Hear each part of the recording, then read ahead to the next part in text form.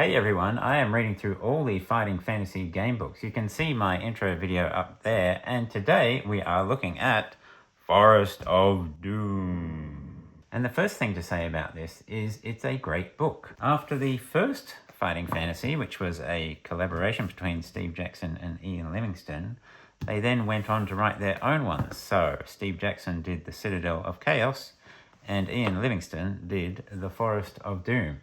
It's basically about trekking through a forest, trying to find pieces of this legendary dwarvish hammer and delivering it to this dwarvish village on the other side of the forest to save them from some sort of doom. This was published in 1983. It was the second of the 4 fighting fantasy books that were published that year. And I thought it would be interesting just to mention some other fantasy book series that were being published around that time. So the previous year, in 1982, we had the second Shannara book, Elfstones of Shannara. There was Magician by Raymond E. Feist, published in 1982. And there was this little-known guy called George R.R. Martin who published Fever Dream. And then getting into 1983, that is actually the year the first Discworld novel came out, The Colour of Magic by Terry Pratchett. It was also the year that the final book in the second Chronicles of Thomas Covenant, White Gold Wielder, was published. And it was also the year that the third book in the Belgariad by David Eddings was published. So the author, as I said, was Ian Livingstone. He actually did a lot of the first 10 books in the series. I think Steve Jackson was probably off doing business stuff, but he was also writing his Sorcery series, which was coming out at the same time, kind of fighting fantasy adjacent. Now onto the cover illustrator. This is by Ian McCaig. I have my star copy of book 3 here. I also have this zigzag copy, and you can see just a little bit more of the art there. Ian McCaig actually did a lot of design in the movie world. He designed Padme and Darth Maul for Star Wars Episode 1, amongst a bunch of other stuff that he did for Star Wars. And he also did designs for Terminator 2, Harry Potter 4, The Goblet of Fire, Marvel movies. Ian McCaig also did the covers for books 5, 6, and 7, and a bunch of other kind of fighting fantasy related stuff. And I'd have to say, his stuff is pretty cool. The internal illustrations are by Malcolm Barter, and this was the only fighting fantasy book he did. And I can kind of tell why. I mean, I don't know. I don't think that's very good, really. I mean, it's serviceable, but yeah, it's okay. I mean, yikes. What's this kind of sexy cat creature? Ooh. And of note, this is the last one to have the pictures tied to the section number with some sort of one-line description. Now onto the setting. This is very close to the same places as in books 1 and 2 on Alancia. And it's actually quite close to Firetop Mountain. You end up in the town of Stonebridge. Now onto new mechanics. Basically, there are none. There's no magic like the second book. The only slight difference is you can eat your provisions wherever you want, not just in battles. Whereas in Warlock of Firetop Mountain, you can only eat the provisions when you're told you can. That's it. Now on to notable features. In the background, you get a map. There's not a lot on the map, but at least you get one. The other interesting thing about this book is you can get all the way to Stonebridge, and if you don't have all the pieces of the hammer, it lets you travel via another road back to the start. You do have to check your luck. If you're unlucky, you die. But if you're lucky, basically you're starting again, but you'll have all your equipment from the path that you've taken. And so that can be very handy in going a new way. And that's the other notable thing about this. There is a ton of equipment in this book. You can see from my character sheet, there's not even enough space to fit all the equipment. There's this place right near the start of the book where you can buy a whole selection of equipment. Most of the pieces only have like one particular section where it will be used. So it's a bit of a crapshoot as to whether you've picked the right ones. But because you can loop back and do another path, potentially, that means that you can probably buy some more equipment and then use that. But I'm kind of getting ahead of myself. We'll talk a bit more about that in the design. So here's my character, Bodger the Bold. And my initial scores were a little bit average, but something interesting happened. I'll get to that. I usually choose a potion of luck because you can always get stamina back by eating, and skill hardly changes at all.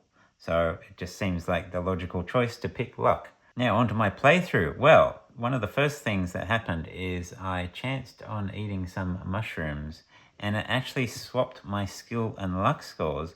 So then I had a skill of 12. Let's go.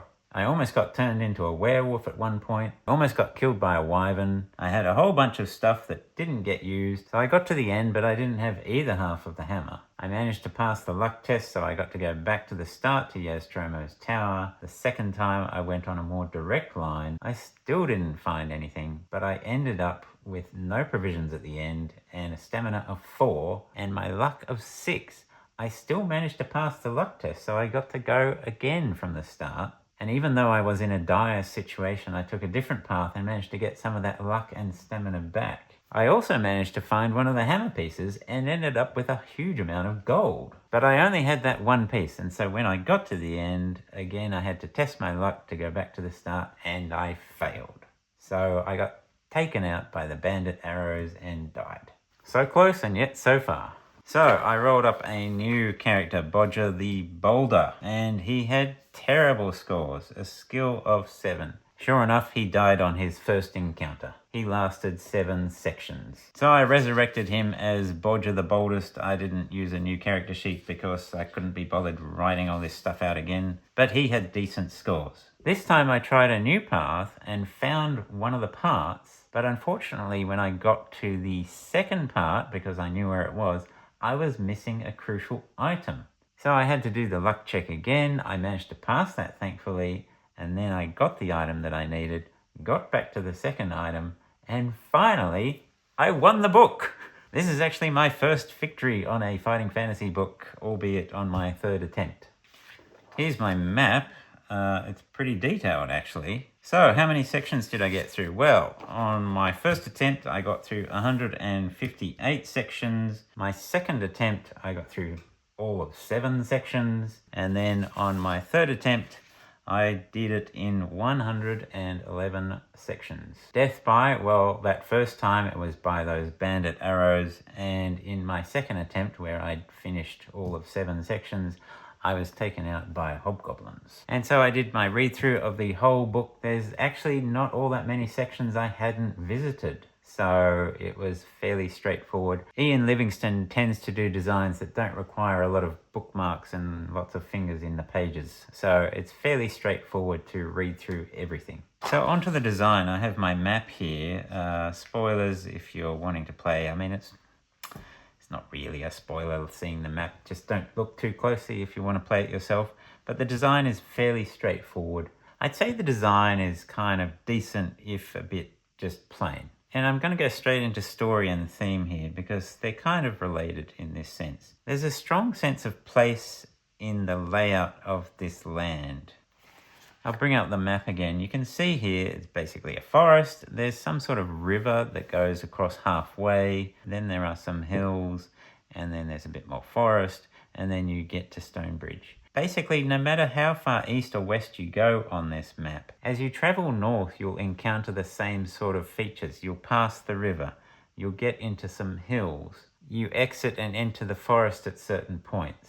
Other than that, the encounters can be a bit random, but they're generally in keeping with the environment that that monster or thing is part of. And although that's the case, a lot of them are just kind of disconnected from the main quest. But the intro and the ending are great. The ending, you actually get like a page and a half, not just like, you win. So that's pretty cool. There's a lot of nice flavor text about what the dwarves do, etc.